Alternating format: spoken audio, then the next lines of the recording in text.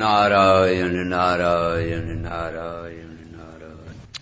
बालादिष्वपि जागृदादिषु तथा सर्वासुवस्थास्वपि व्यावृत्ता स्वनिवर्तमानमहमीत्यन्तस्फुरन्तं सदा स्वात्मानं प्रकटीकरोति भजताम् यो भद्रया मुद्रया तस्मै श्रीगुरुमूर्तये नमः। श्रीदक्षिणामूर्तये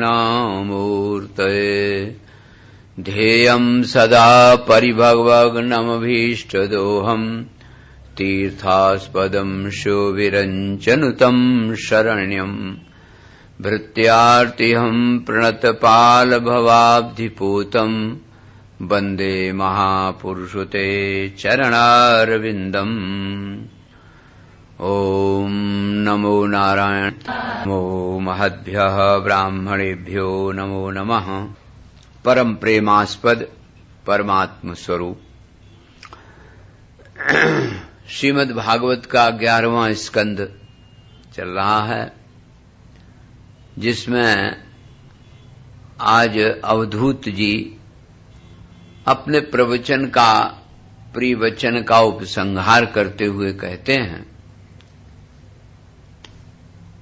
पृथ्वी वायुराकाश मापोग्निश्चंद्रमा रविः कपोतो जगरा सिंधु पतंगो मधुकृत गजः मधुहा हरिणो मीना पिंगला कुरुरोर्भकः कुमारी शर्कृत सर्प उर्णनाभि सुपेशकृत एते मे गुरुवो राजन् चतुर्विंशतिराश्रिताः।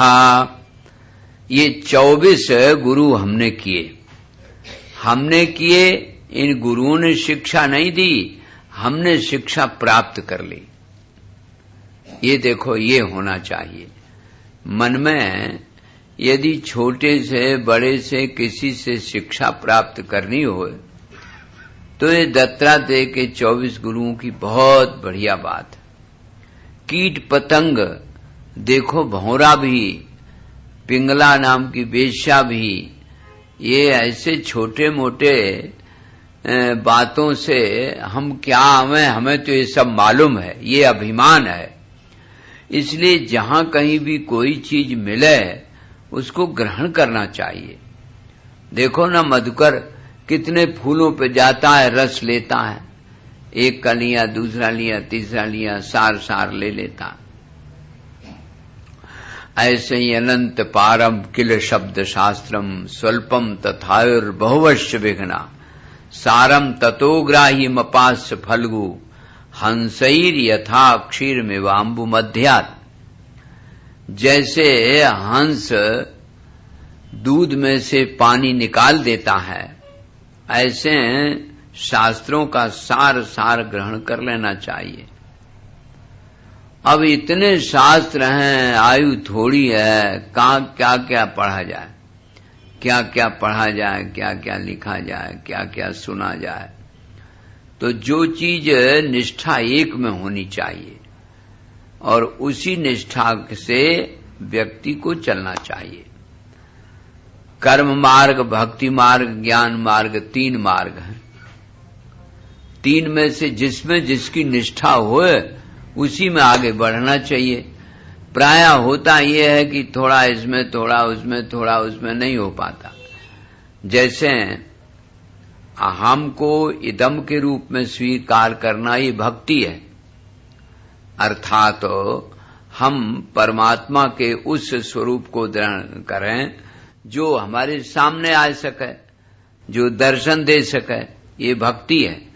अहम को इदम के रूप में, और इदम ये जो दृश्य दिखाई दे रहा है, ये सब अहम के रूप में है, आत्मा का ही स्वरूप है, ये ज्ञान है। तो बस फर्क केवल इतना ही है, अहम को इदम और इदम को अहम। क्योंकि परमात्मा जो स्थायी होगा वो अहम के रूप में ही होगा, क्योंकि किसी देश में, किसी काल में, किसी परिस्थिति में, किसी स्थिति वृत्ति में आएगा तो चला जाएगा, लेकिन अपना आत्मा, अपना आपा तो सदा ही है, उसमें तो कभी कोई आना जाना का प्रश्न ही नहीं। तो जो सदा रहने वाला है उस पर ध्यान देना चाहिए, चाहे अहम को इदम के रूप में, चाहे इदम को अहम के रूप में। ये तो आपकी मौज है, लेकिन निष्ठा एक में होनी चाहिए। सगुण साकार के उपासक जो हैं, सगुण साकार उपासक में ही रहें। निर्गुण निराकार के उपासक हैं, वो निर्गुण निराकार में रहें। बात दोनों में एक ही है। अरे पानी और बर्फ, तो पानी और बर्फ में भेद नहीं होता है। ऐसे ही जैसे फ्रिज में आप लोग दूध पानी रख देते हो तो साकार बन जाता है, ऐसे उपयोगी बनने के लिए परमात्मा ही साकार बन गया। तो जो हमारा आत्मा है, जो आत्मा है वही परमात्मा है, वही साकार रूप में बन जाता है उपयोगी बनने के लिए। और वैसे तो आत्मा ही है। जैसे अग्नि है, माचिस आप जेब में डाले हो, जेब नहीं जलती और उपयोग भी नहीं उसका होता। अगर आप माचिस से उपयोग करना चाहो, अगरबत्ती जगाओ, आरती जगाओ या भोजन बनाओ या कुछ उपयोग उसका लेना चाहो तो आपको साकार करना ही पड़ेगा। तो जैसे अग्नि को साकार करना पड़ता है, ऐसे परमात्मा भी अपनी इच्छा से, लीला शक्ति से परमात्मा भी साकार बन जाता है। साकार निराकार में कोई फर्क थोड़ी, एक ही है, लेकिन निष्ठा होनी चाहिए। तो निष्ठा जब होती है ना, तब काम बनता है। तो आज अवधूत जी कहते हैं, यत्र मनः एकत्र संयोज्यात् जित श्वासो जितासनः। आज वो ध्यान की प्रक्रिया कर रहे हैं कि मन को एक तरह एक जगह लगाना चाहिए, चाहे साकार में लगाए चाहे निराकार में लगा हुआ है, मन को एक जगह होना चाहिए। मन एकत्र संयोज्यात् जित श्वासा जितासनः। अब फिर क्या करे? अभ्यास धीरे धीरे, वैराग्याभ्यास योगेन ततो याति समाधयः।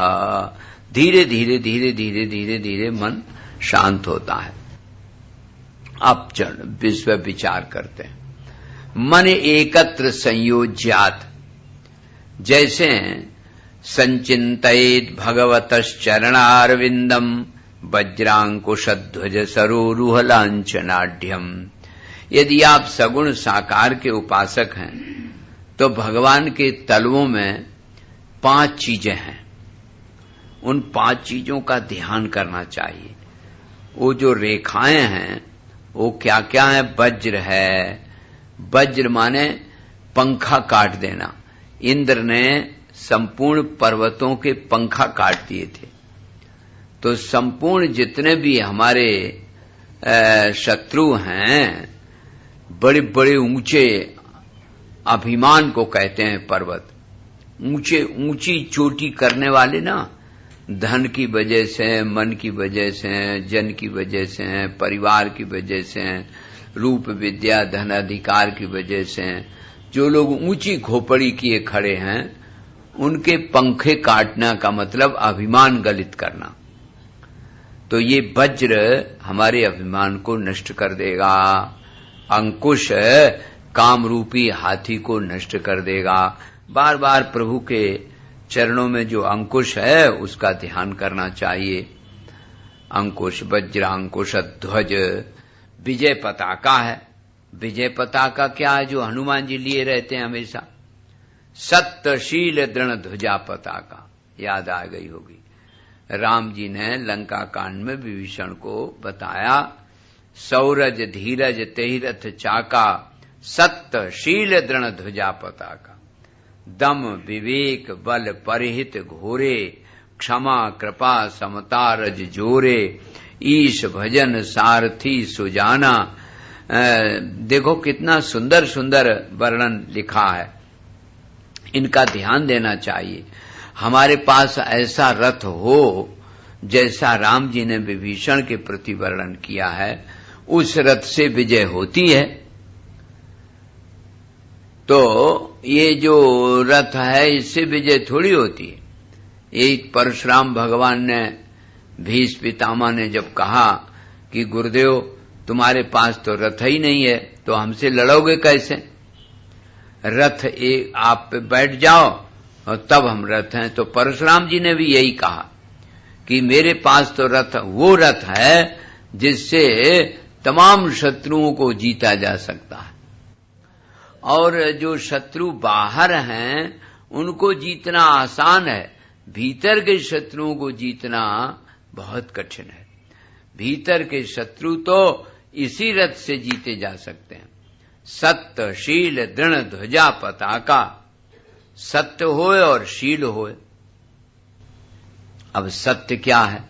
सत्य तो परमात्मा है, आत्मा है, उसी का चिंतन, उसी का शील। जैसे किसी देह में आपको आसक्ति है तो ये स्वाभाविक बात है कि राग जड़ में होता है और प्रेम चेतन में होता है।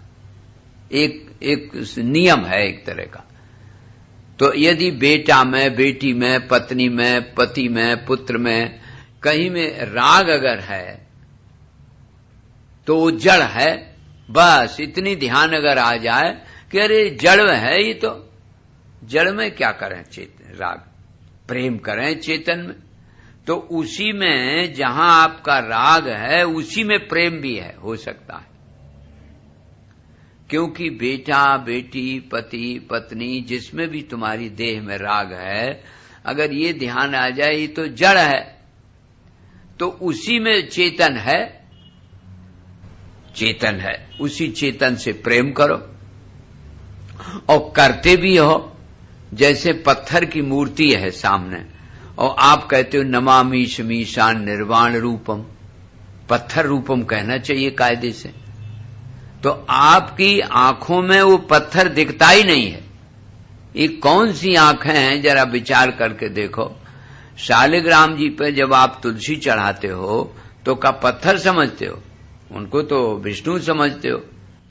तो जैसे शालिग्राम में विष्णु, नर्मदेश्वर में भगवान शंकर और पत्थर की पाषाण की मूर्ति में अपने मनोजवम मारुतुल्य वेगम स्तुति कर रहे हो, ये अध्यात्म शास्त्र का नियम है कि व्यक्ति जो देखता है वो इन आंखों से तो जड़ पदार्थ दिखता है। जितना भी जड़ पदार्थ है, आप कई बार सुन चुके, शरीर और संसार एक जाति का है, तो इनसे जो दिखता है इन आंखों से, वो शरीर दिखाएगा, या शरीर दिखेगा या संसार दिखेगा, जड़ पदार्थ दिखेगा। चेतन के लिए, देखने के लिए दूसरी आंखें होती हैं, वो आंखें आपके पास हैं। क्योंकि नर्मदेश्वर में शंकर जी और शालिग्राम में विष्णु जी आप कैसे देख लेते हैं? सामने तो पत्थर की मूर्ति है, सामने देखो चित्र है, और आप कहते हो गुरु ब्रह्मा गुरु विष्णु, तो सामने जैसे चित्र ही तो है ये, और तो कुछ नहीं है। लेकिन चित्र में तुम्हारी वो आंखें परमात्मा देख रही हैं, चेतन देख रही हैं, जड़ थोड़ी देख रही हैं। वो आया है ना कि शंकर जी की पूजा करें कि गणेश जी की करें, तो गुरु जी ने बताया गणेश जी की पूजा कर लो भाई, विघ्न दूर हो जाते हैं। तो गणेश जी की पूजा करते रहे, कुछ दिन किया। अब जब नहीं गणेश जी प्रकट हुए तो बोले महाराज कुछ फायदा नहीं जान पड़ता है, दूसरा बताओ कोई। तो बोले शंकर जी की पूजा कर लो भाई। शंकर जी की पहले ही दिन पूजा की और अगरबत्ती लगाने लगे, तो जैसे ही लगाए रहे तैसे धुआं गणेश जी की तरफ गया, तो उन्हें तो रुई ठूंस दी। अब क्यों हमारी अगरबत्ती का धुआं ले रहे हो? पहले तो प्रकट नहीं हुए तो गणेश जी प्रकट हो गए। बोले हम क्या जाने रुई ठूंसने से होते हो प्रकट, तुम पहले ही दिन ठूंस देते। बोले रुई नहीं, आज तुमने हमसे प्रेम किया है। गणेश जी ने उत्तर दिया कि आज तुमने, अभी तक हमको पत्थर की मूर्ति समझते रहे, आज तुमने चेतन समझा, चेतन समझ के ही तो धुआं हमारी तरफ नाक में रुई लगाई। अगर चेतन समझते तो जिस किसी में आप जरा विचार करो, जिस किसी में आपका राग है तो वो जड़ है और उसी में चेतन भी है। प्रेम अविनाशी है, इसलिए अविनाशी चेतन में प्रेम होता है। राग विनाशी है, थोड़ी देर में किसी के प्रति राग, थोड़ी देर में किसी के प्रति राग। वो तो स्वार्थ अगर सिद्ध हो गया, 4 बार स्वार्थ किसी का सिद्ध हो जाए तो बड़ा राग जग जाएगा, और 1 बार अगर उसने मना कर दे तो 4 बार का राग खत्म तुरंत। अरे यार कुछ नहीं, हो ऐसे ही है, ये लो अब तो बहुत अच्छे थे, तुम्हें माता पिता तुम्हें थे, और अब कुछ नहीं रहे। तो स्वार्थ सिद्ध की बात है भाई। स्वार्थ सब जड़ में होता है, चेतन में स्वार्थ नहीं होता है, वो तो अविनाशी चीज है। तो ये बात अगर सोच लो बार बार तो आ जाए वज्रांकुशध्वज सरोरुह कमल। कमल तलवों में कमल का ध्यान करो। कमल में 5 विशेषताएं। कमल पैदा होता है कीचड़ में, लेकिन सुगंधित कीचड़ का कोई प्रभाव उस पर नहीं होता, उसकी सुगंधी एक अजब होती है। और भंवरा फंसा था कमल में, भंवरे ने कहा कि जरा रुक जाओ, अब बंद न हो। तो उसने कहा हमें तो तुमसे कोई मतलब नहीं, तुम्हें हम बुलाने थोड़ी गए थे, ये तो हमें तो सूर्य से मतलब है।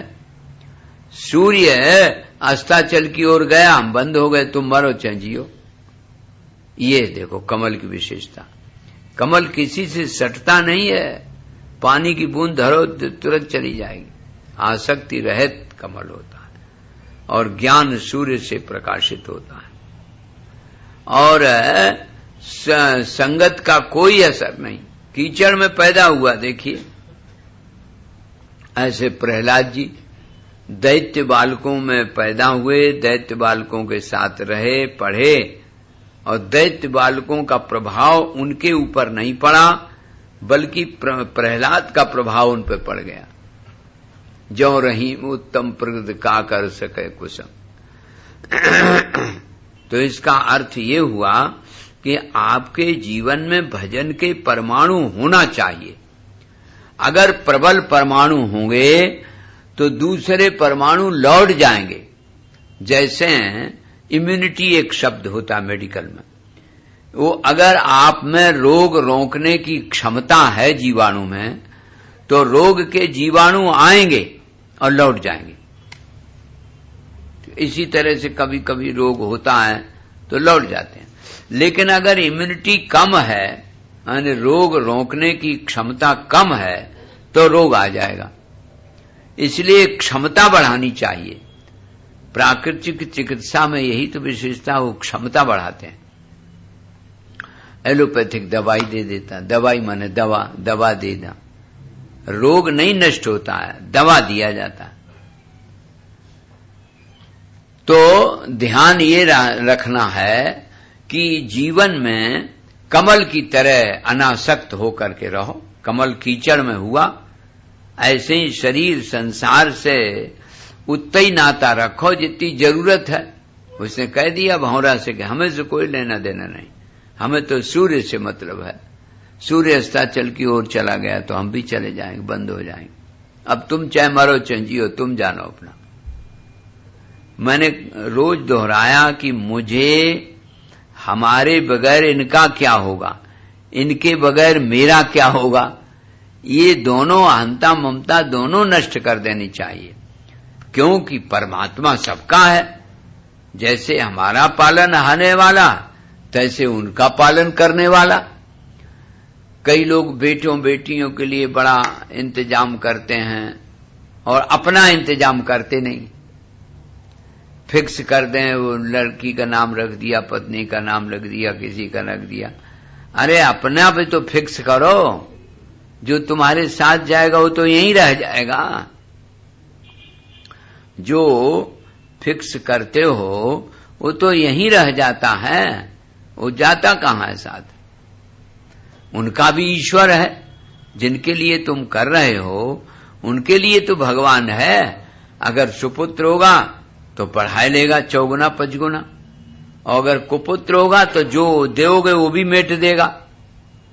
इसलिए अपना इंतजाम करना चाहिए, दूसरे के इंतजाम में लोग लगे रहते हैं।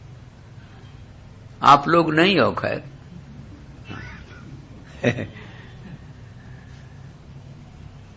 तो साधक के जीवन में ये बड़ी भारी बात है। ये तो सगुण का हुआ। मन एकत्र संयोज्यात जित श्वासा जितासना। और निर्गुण में अगर परमात्मा में ध्यान है तो मन एकत्र, एक वतने एकस्मिन स्थाने, लक्ष्य पर दृष्टि रखो।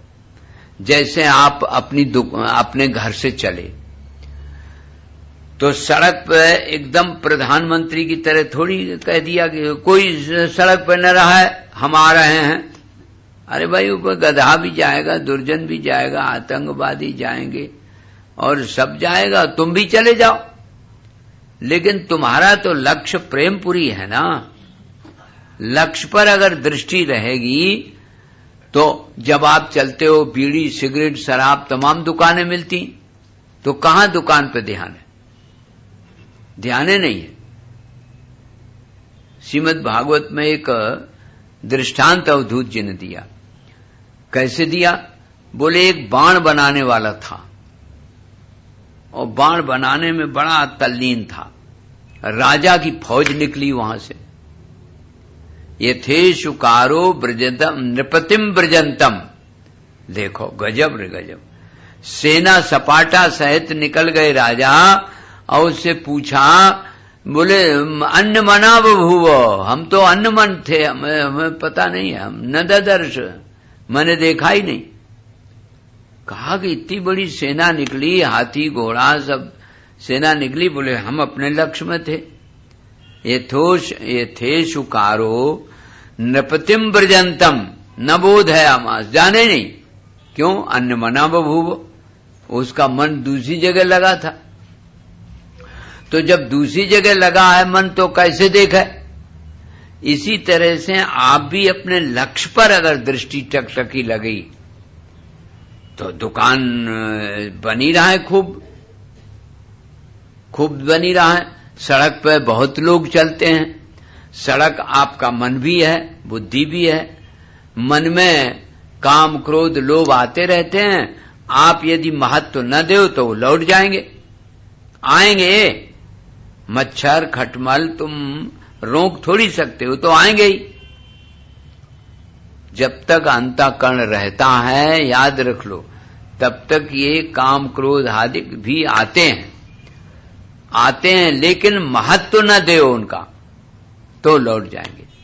जैसे दरवाजे पे तुम नहीं चाहते हो कुत्ता आवे, और कुत्ता आया और वो ये देख लेता है कि ये अगर हम देख लिए गए तो लौट जाएगा। इसी तरह से काम क्रोध आदि विकार हैं, ये मन में आते हैं, ये बात ठीक है। लेकिन यदि तुम महत्व न दो उनका, साक्षी भाव से उनको देखो, तो लौट जाएंगे। वो कहे हमारा कोई महत्व नहीं है तो क्या? अरे तुम ही किसी के घर जाओ और वो तुम्हें देखा ही ना, अब देख भी ले तो भी कुछ कहे ना, आओ आओ बैठो, ये कुछ कहा न तो लौट आओगे। एक पुराण में बड़ा बढ़िया दृष्टांत दिया गया कि एक बार इंद्र सिंहासन पे बैठे थे, तबला बज रहा था, अबला नाच रही थी, और तबला अबला दोनों हुए तो फिर कहना ही क्या। तो इंद्र उसी में लगे हुए थे। गुरु जी गए, बृहस्पति जी महाराज काफी देर तक खड़े रहे बेचारे।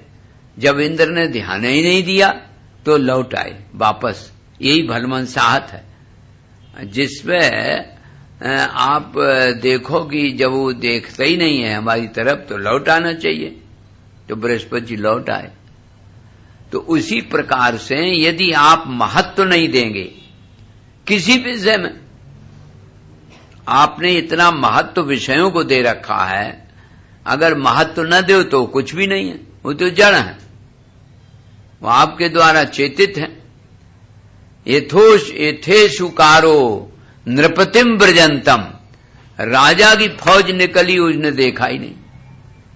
ऐसे ही कहते हैं धीरे धीरे जित श्वासो जितासना, मन अपने लक्ष्य पर लगाइए और लक्ष्य पर लगा के ये देखो शरीर और संसार एक जाति का है। इसमें कौन सा है? बोले देह है, मैं नहीं हूं, इंद्रियां नहीं हूं, मन नहीं हूं, इंद्रिय बुद्धि नहीं हूं। ऐसे कहते कहते नहीं मैं नहीं हूं ऐसे तो नहीं कह सकते। शब्दोपि बोधक निषेध तयात्म मूल मर्थोक्त मा यदृते न निषेध सिद्धि। अहम माने मैं, निषेध सिद्धि न, जहां निषेध की सिद्धि न हो वही तो मैं आत्मा हूं। और आत्मा हूं तो सत है, और मालूम पड़ रहा हूं कि हूं तो चिद है।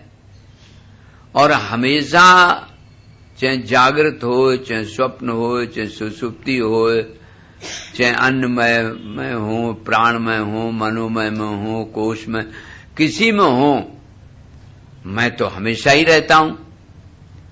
तो मैं का हमेशा रहना यही तो आनंद है। तो मैं का परिचय हुआ सच्चिद आनंद। ये सच्चिद आनंद रूप जो मैं है, इस पर जब आप पहुंचेंगे तो आपकी समाधि लग जाएगी। यही कहते हैं जित श्वासो जितासना। अब इसके लिए तुम्हें चाहिए कुछ, पहले प्राणायाम करो। जित श्वासों का मतलब है श्वास को जीतना। ये मतलब नहीं सांस बंद कर लो, ये मतलब है कि एक सामान्य व्यक्ति की सांस 10 बार चलती है, 15 बार चलती है, 18 बार चलती है बच्चे की। तो सांस साधक की 10 बार से ज्यादा नहीं चलनी चाहिए मिनट। अब आप अपनी अपनी गिन लो, 4 का गुणा कर दो, 1 सेकंड में कितनी बार है उसी के अनुसार हो जाएगा। तो जब अच्छा साधक होता है तो श्वास धीमी चलती है, और श्वास बस 10-12 10-12 बस इतने बार मिनट में चलनी चाहिए। एक बात, जब बहुत लोग कई बार बोलते हैं तो पंजाब मेल छोड़ेंगे, कभी इधर देखा कभी इधर देखा, तो साधन नहीं होता है, वो केवल प्रवचन होता है, वो तो परवंचन हो गया। अपने साधन से हटना, इसका मतलब यह है कि आप दूसरे को वंचना कर रहे हो। किसी भी हालत में जितनी जरूरत हो उतनी उधर को गर्दन घुमा दी, इधर गर्दन घुमा दी, उतना बोल दिया। सांस ज्यादा नहीं चलनी चाहिए, इसी को कहते हैं जित श्वास। श्वास को जीतने का यह अर्थ नहीं कि श्वास बिल्कुल जीत ले, श्वास ही न चले। इसका अर्थ है कि संयमित हो जाए। 7-8 बार आप देखेंगे श्वास को धीरे धीरे कम करते करते 7-8 बार रह जाएगी। 1 मिनट में 7 बार, 1 मिनट में 8 बार, इतनी बस चलती है। इसी को कहते जित श्वासा। और जितासना माने है आसन को जीतना, माने जिस आसन पे बैठे ये नहीं कभी इधर किया कभी इधर किया, जैसे सुख पूर्वक बैठ सको वैसे बैठना चाहिए। और कभी कोई आसन बदला, कभी कोई आसन, जिसमें बैठ सको। अगर घुटन में दर्द है या कुछ कारण है तो आप मोढ़ा पे बैठ जाओ, कुर्सी पे बैठ जाओ, तो उस पे कोई हर्ज नहीं, देर तक जिसमें बैठ सको वो मतलब है। तो मन एकत्र संयोज्यात, कैसे? बोले जित श्वासा जितासना। फिर अभ्यास योगेन, अभ्यास धीरे धीरे। कैसा अभ्यास? वैराग्य, वैराग्याभ्यास योगेन। संसार से वैराग्य होना थोड़ा कठिन है, ये बात तो हम भी मानते हैं, लेकिन यदि आपकी बुद्धि में ये बात जम गई कि राग हमेशा जड़ में होता है, प्रेम चेतन में होता है, ये बात अगर बुद्धि में आ गई, समझ में आ गई, तो शरीर और संसार से राग छूट जाएगा और चेतन में प्रेम हो जाएगा। जैसे आप अभी सुना कि जिसमें भी आपका राग है, बेटा में, बेटी में, धन में, जन में, किसी में, तो उसमें सोचना चाहिए वो तो जड़ से है हमारा राग, उसमें चेतन कहाँ है? तो बेटा में, बेटी में, पत्नी में, पति में, उसी में चेतन है। चेतन से प्रेम हो जाएगा। इसलिए भाई वैराग्य तो बहुत जरूरी है। चैतन्य महाप्रभु के में प्रसंग में आया, भ्रातस्तिष्ठति तल विटपिनाम तल तले। भैया वृक्षों के नीचे रहो,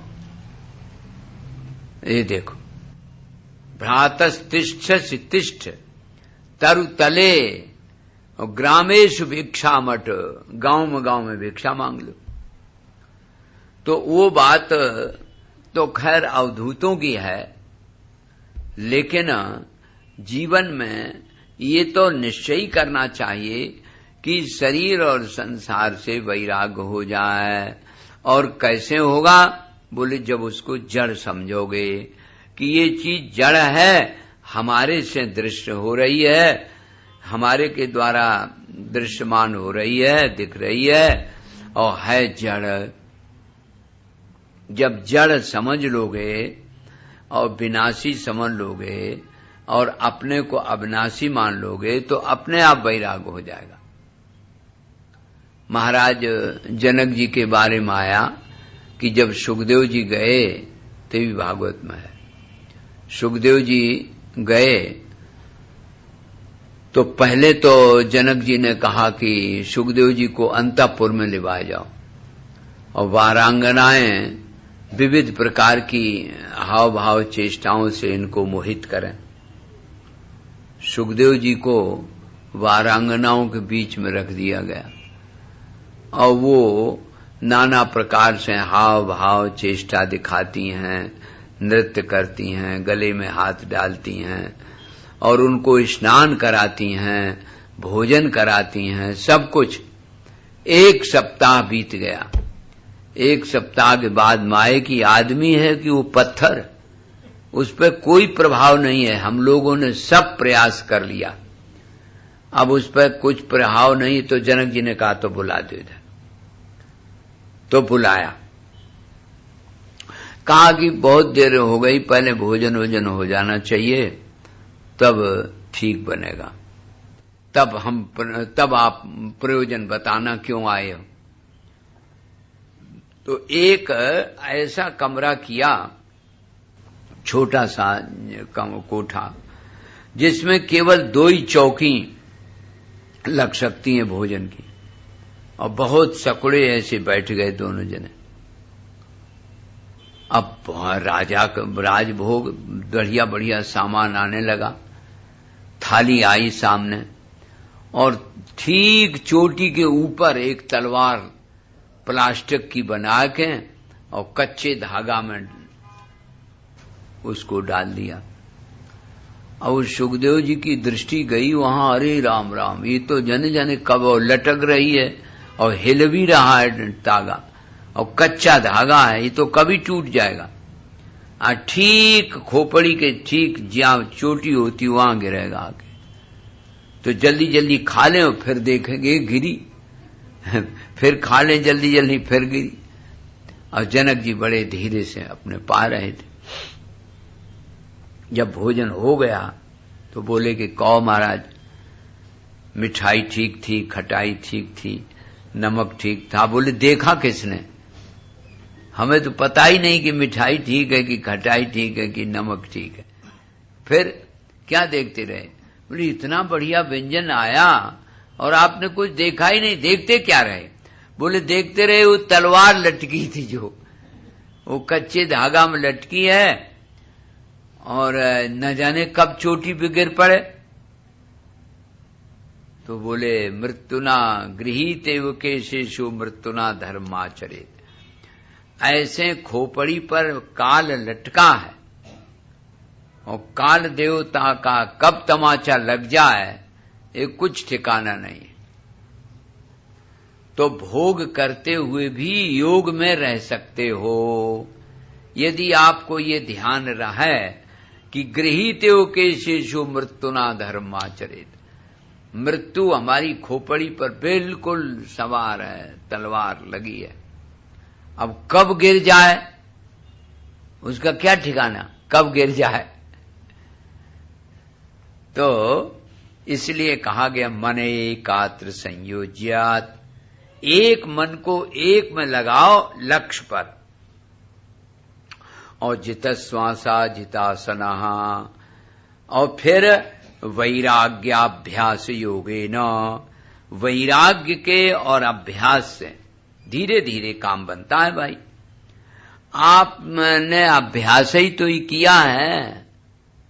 इस संसार में जो आसक्ति हुई है सो अभ्यास से हुई, बचपन में थोड़ी थी। शिशु में, शिशु को तो माता से और स्तनों से मतलब, बल्कि माता से भी मतलब नहीं, उसको तो दूध से मतलब है। वो सुंदर है कि असुंदर है, माता का मुंह कैसा है, नाक कैसा है, दांत कैसे हैं, इससे कोई लेना देना नहीं, उसको दूध से मतलब। फिर जब धीरे और बढ़ा तो माता से मतलब हो गया, पिता से मतलब हो गया, भाई से, और जैसे ही बढ़ता गया तैसे राग बढ़ता गया। प्रकृति के साथ राग हो गया। जब राग हो गया तब दुख आया। पहले तो सुखी था, खूब खा लिया, मजे मगन हुए, मुस्कराते रहे। तो ऐसे ही धीरे धीरे अभ्यास करते करते, जैसे आपने ये सब भर लिया है कूड़ा करकट, राग जड़ में कर लिया है, ऐसे धीरे धीरे वैराग्य भी हो जाए। वैराग्याभ्यास योगेन, वैराग्य और अभ्यास के योग से धीरे धीरे मन को एक लक्ष्य पर लगाना चाहिए, चाहे सगुण हो चाहे निर्गुण हो, दोनों आपको बताए। तब जब मन लग जाएगा, मन असल में चिद रूप है। ये आपने सुना भी कि मन वहीं जाता है जहां हमारी जानकारी है। जहां हमारी बिल्कुल जानकारी नहीं वहां तो मन जाता ही नहीं। इसका मतलब जानकारी माने ज्ञान, ज्ञान में ही तो मन घूमता है। हमारे ज्ञान में जहां जहां हमारा ज्ञान है वहां वहां मन घूमता है। आज जहां आपको बिल्कुल ज्ञान नहीं है, जहां जानकारी नहीं, वहां मन जाएगा ही नहीं।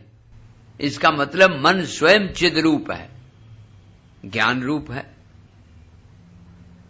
अब ये झूला की तरह झूलता रहता है। झूला में आपने देखा होगा, झूला की रस्सी बंधी होती है पेड़ की डाली में, और बालक दोनों रस्सियों को पकड़ करके आगे पैंग बढ़ाता है, बड़े ऊंचे पर चला जाता है। तो दूसरे से कहता है देखो हम इतने दूर चले गए, लेकिन ये भूल जाता है जितना आगे जाता है उतना पीछे भी तो जाता है।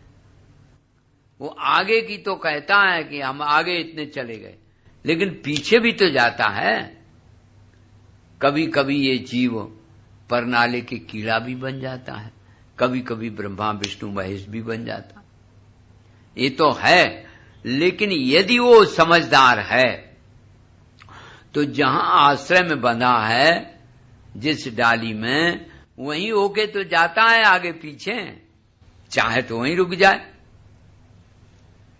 लेकिन ये जीव झूला की तरह आगे जाता है, पीछे जाता है, आगे जाता है, पीछे, इसी में आनंद लेता है, मजा।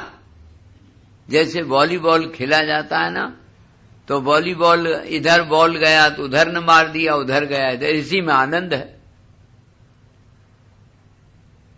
टिके ना, एक जगह नहीं टिकता है, इधर जाए उधर मार दिया, उधर जाए इधर जा दिया, उसी में आनंद लगा। इसी तरह से मन है। मन जो अगर आप एक जगह उसको स्थायी रूप से रखना चाहो तो चिद्रूप में आश्रय में जब चाहो तो अपने आश्रय में टिक जाएगा, समाधि लग जाएगी। अगर तीन कायदा है, या तो कोई चीज को महत्व न दो, जरूरी न दो। आपने बहुत महत्व दे रखा है, विषयों का, पदार्थों का महत्व न देना, पूर्ण पसंद करना, जरूरी समझना, और नहीं लगेगा तो नुकसान हो जाएगा। और दूसरी बात एक मुख्य ये है कि जब यह आश्रय में रुक जाएगा तब तो झूलना ही झूलना बंद हो जाएगा, जाना ही आना जाना बंद हो जाएगा। इसीलिए कहा गया जित श्वासो जितासना, माने श्वास जितनी धीमी चलेगी उतना ही मन धीमा हो जाएगा, क्योंकि प्राण और मन का संबंध है। प्राण वायु जितनी चलती है उतना ही मन चलता है, और प्राण वायु कम हो जाएगी, धीमी हो जाएगी तो मन भी धीमा हो जाएगा, तब वाणी बोलना बंद हो जाएगा। ये जो मौन होता है ना, लिखा पढ़ी स्लेट बरती रखते हैं, वो तो एक ही बात है। इससे तो 2.5 तोला की जीभ हिलाए दे सो ठीक है। जब दुनिया भर की बात लिखनी है तो लिखेगी, तब जब वृत्ति भीतर से बनेगी ना, तो जब वृत्ति भीतर से बनेगी तब लिखा पढ़ी होगी। वो नहीं, वाणी तो तब मौन होगी जो पहले प्राण मौन होगा। इसलिए प्राणायाम का महत्व ज्यादा है। प्राण मन हो, प्राण धीमा हो, फिर मन धीमा हो, और तब वाणी धीमी होगी। नहीं तो भीतर कमरा बंद करके ओंठ बंद है और टैप भीतर चल रहा है, टैप रिकॉर्ड, यानी कहां कहां की बात आ रही। वाणी तो तब तीसरे नंबर पे बंद होती है ना। अब देखो, वाणी भी बंद हो गई, मन भी धीमा हो गया, प्राणवायु भी धीमी हो गई। अब आप शांत अपने आनंद में मग्न होने लगे। तो जब अपना आनंद मिलने लगेगा तब इंद्रियों से भीख मांगना बंद हो जाएगा। इंद्रियों से फिर क्यों भीख मांगोगे? किसके लिए? हमें तो चाहिए नहीं। और जिसके लिए बटोर बटोर लायत ना है वो जीव है। सो जीव चला गया, अब जीवत तो खत्म हो गया, रहा ही नहीं। वो तो जून के महीना में गंगा जी की धारा जब जल सूख जाता है तो अलग हो जाती है, फिर उसमें कोई स्नान नहीं करता, न शीशी भरता। लेकिन जब चौमास आया और गंगा जी की धारा मिल गई तो वो धारा रही कहां? इसी तरह से जीव तब तक है जीवपना जब तक शरीर के साथ संबंध है, संसार के साथ संबंध है। शरीर और संसार एक ही बात है। उसके साथ संबंध टूटा, जीव खत्म, जीवत तो नष्ट, एक आत्मा। जैसे बाल्टी में पानी भरो और पानी भरने पर सूर्य का प्रतिबिंब पड़ता है और पानी खत्म हो जाए तो फिर प्रतिबिंब नहीं तो बिंब रहेगा, बिंब पर दृष्टि चली जाएगी। तो बिंब पर दृष्टि चली जाए इसीलिए तो ये प्रयत्न किया जा रहा। तो अवधूत जी कहते हैं कि जैसे बाण बनाने वाले ने ध्यान ही नहीं दिया, राजा गया, इतना गया। एक व्यक्ति अपने घर से चलता है, लक्ष्य पर दृष्टि रखता है, न सैकड़ों दुकानें मिलती हैं, कहां उसका ध्यान रहता है। और कितने आए कितने गए, सड़क पर लोगों को मना थोड़ी किया जाएगा। ऐसे ही अंतःकरण भी सड़क है। इस सड़क पर, मन पर न जाने कितने लोग आते हैं, जाते हैं, आते हैं, जाते हैं। सरंती आयांती यांती जना इति सड़क, सड़क की परिभाषा ही जिसमें बहुत लोग आवे जावे। तो वो तो आना जाना बंद न करो, लेकिन तुम अपने लक्ष्य पर दृष्टि रखो, चाहे सगुण पर चाहे निर्गुण पर, ये आपकी मौज है। लेकिन एक निष्ठा होनी चाहिए, एक निष्ठा। वो बात एक ही है, दोनों में एक ही चीज है। जैसे सुना आपने कि दूध या पानी रख दो तो फ्रिज में अपने आप आकार ले लेता है। उपयोगी बनाने के लिए आपको आकार लेना पड़ता है। तो भगवान थोड़ी साकार होते हैं, वो तो भक्त कर लेता है उन्हें साकार अपनी भावना से। कहता उसे कोई निराकार है, बताता उसे कोई कि साकार है, पर न साकार है न निराकार है। भक्त की भावना में तदाकार है। भक्त जैसा चाहता है, कहो चकिया पिसाए, कहो छानी छवाए, कहो हुंडी भुंजाए, गवाही दिलाए, कहो कर्माबाई की खिचड़ी खाए। हाँ, ये तो उसके ऊपर बात है भाई। भक्त जैसा चाहे वैसा नचा ले भगवान को, चचिया भर छाछ पे नाच नचावे। तो ये कहते हैं अवधूत जी कि सुनो यदु महाराज, मन को इतना एकाग्र करना चाहिए, चाहे सगुण से चाहे निर्गुण से। मन एकाग्र जब हो जाएगा तब क्या होगा? बोले फिर दुनिया दारू का कुछ पता ही नहीं चलेगा। कैसे? जैसे यथे शुकारो नृपतिम ब्रजंती, राजा गया, उसकी फौज गई, सब पूरा सेना गई, कह दिया हम तो भैया अन्न मना बबूबो, हम तो अन्न मन वाले थे, हमारा मन था ही नहीं, यहाँ मन तो हमारा बाण बनाने में लगा था। इसी तरह से यत्र यत्र मनो याति तत्र तत्र समाधया, जहां जहां मन जाता है वहां समाधि हो जाती है। अब बताते हैं कि ये शुकार है बाण बनाने वाला, और कुमारी शरकृत, सर्प घर नहीं बनाता, ग्रहारंभो ही दुखाय, ग्रह का आरंभ करना ही दुख के लिए है। क्यों? इसलिए है गेहे का एक पाणिनि जी ने सूत्र बनाया, जहां बहुत सा संग्रह किया जाता है उसको ग्रह कहते हैं। तो जब घर बनाना दुख के लिए है तो घर क्यों? घर इसलिए बनाया जाता है कि दिल में घर न बने, बाहर से बन जाए कोई बात नहीं, दिल दिमाग में जब घर बन जाता है तब मुसीबत आती है। इसलिए ग्रहारंभाई दुखाय, वो क्या कहा कि वो सर्प चूहा के बिल में चला जाता है, चूहा को खा लिया, अपना बनाने की जरूरत नहीं।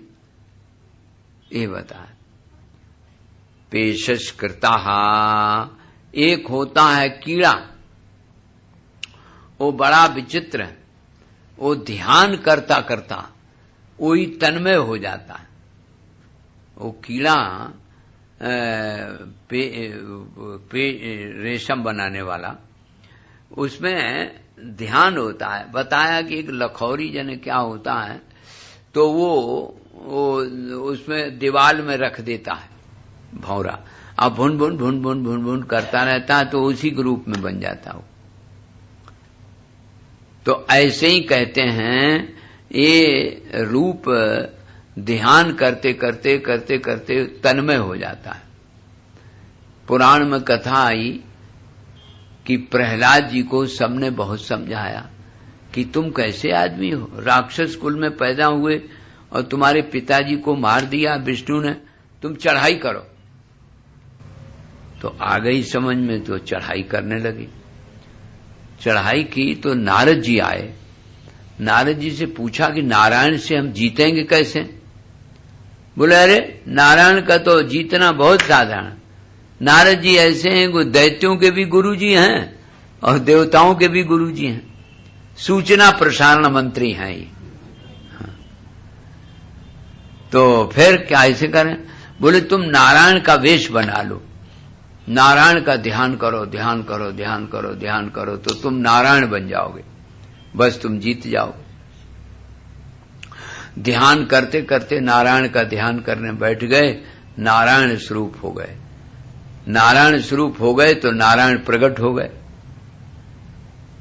कहा अब तो हम तुम एक ही हो गए भैया, बोलो क्या चाहिए। कह रहे हम तुमको जीतना चाहते हैं। हमारी बिरादरी के लोग कहते हैं कि इनको जीतो।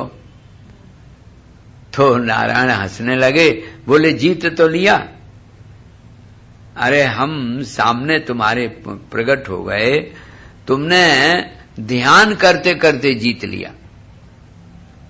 तो ऐसे कहते हैं द्वेषात स्नेहात द्वेषात भयात याति तत्स्वरूपताम।